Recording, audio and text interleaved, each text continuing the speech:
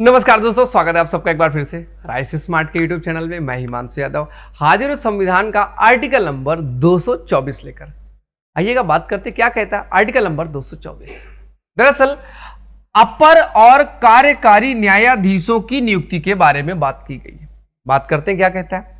यदि किसी high court के कार्य में किसी अस्थायी वृद्धि के कारण या उनमें कार्य की बकाया के कारण राष्ट्रपति को यह प्रतीत होता है कि उस न्यायालय के न्यायाधीशों की संख्या को तत्समय बढ़ा देना चाहिए, तो राष्ट्रपति सम्यक रूप से आहत व्यक्तियों को 2 वर्ष से अनधिक ऐसी अवधि के लिए जो वह विनिर्दिष्ट करे उस न्यायालय के अपर न्यायाधीश नियुक्त कर सकेगा। मतलब क्या हुआ, 62 साल में 10 जज रिटायर होने वाले हैं किसी एक हाईकोर्ट के, सपोज दैट, तो 10 रिटायर हो जाएंगे तो 10 की नियुक्ति में तो टाइम लगेगा। तो हम इन्हीं को रिक्वेस्ट करें कि सुनो, तुम्हारा कार्यकाल 2 साल का और बढ़ा देते, कुछ दिन और काम कर लो, वेतन आपको मिल ही रहा है तो टेंशन की कोई बात है नहीं। अगर आपको लगे और राष्ट्रपति को इच्छा हो जाए कि यार इस हाईकोर्ट में जजों की संख्या कम है और होनी चाहिए, तो उनसे रिक्वेस्ट करके उनका कार्यकाल 2 साल का और आगे बढ़ा देगा। तो 2 साल के लिए आपके अपर न्यायमूर्ति हाई कोर्ट में नियुक्त किए जा सकते हैं। प्लस इसके अलावा बताया गया कि जब किसी उच्च न्यायालय का मुख्य न्यायमूर्ति या उससे भिन्न कोई न्यायाधीश अनुपस्थिति के कारण अन्य कारण से अपने पद के कर्तव्यों का पालन करने में असमर्थ है। मतलब मान लीजिएगा कोई जज था और उसे आपने मुख्य कार्यकारी जज बना दिया, तो उसकी जगह सीट खाली हो गई, या किसी कारण से कुछ और जज कोई किसी का कुछ एक्सीडेंट हो गया, किसी के घर में शादी वगैरह फंक्शन है, नहीं आ पा रहे हैं अपने काम में, तब ऐसे मामले में मुख्य न्यायमूर्ति के रूप में अस्थायी रूप से कार्य करने के लिए नियुक्त किया जाता है।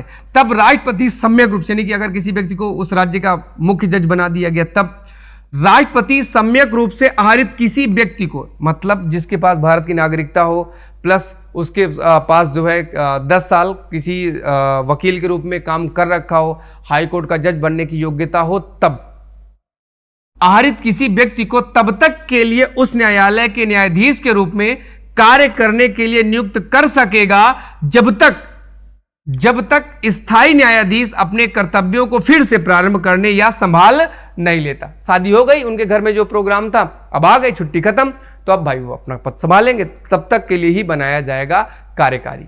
आगे, उच्च न्यायालय के अपर या कार्यकारी न्यायाधीश के रूप में नियुक्त कोई व्यक्ति 62 वर्ष की आयु प्राप्त कर लेने के पश्चात पद धारण नहीं करेगा। मतलब इसे 62 साल तक का एज का है तो 62 साल तक ही रहेगा। जो मैंने आपको शुरुआत में बताया कि 62 साल प्लस काम कर लेगा, तो उसको थोड़ा सा साइड कर लीजिएगा, वो 62 साल प्लस नहीं रहेगा, आपका इतना ही रहेगा, मैक्सिमम 62 साल तक ही वो काम कर सकेगा, जिसको राष्ट्रपति नियुक्त करे अपर, और कार्यकारी तो कार्यकारी है ये 62 साल। तो ठीक है भाई, क्लियर हो गया इस आर्टिकल में जो भी था। कार्यकारी का मतलब क्या हुआ कि जो मुख्य न्यायाधीश नहीं है तो उसी से किसी एक व्यक्ति को उठा के बना दिया गया, अपर कहीं बाहर से लाके बना लिया गया, कोरम को पूरा करने के लिए। मोटा मोटा बस आप इतना समझ लीजिए।